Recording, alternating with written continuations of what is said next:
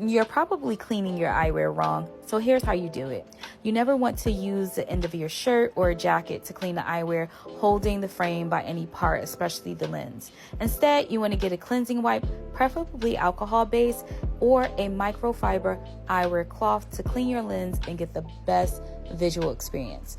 Don't place the eyewear face down on the lens either. Always hold the eyewear by the bridge of the nose. This helps maintain its construction, its durability, and it extends the life of your eyewear. Holding by the bridge of the nose, you'll collapse the lens between both fingers and wipe in a circular motion with that eyewear cloth or microfiber eye wipe. You can also wipe down the temples to optimize the cleanliness of the glasses. And when you collapse both arms, hold the frames by the back of the arms or the temple, if whatever you want to call them. And now you can see the world as extraordinary as you are.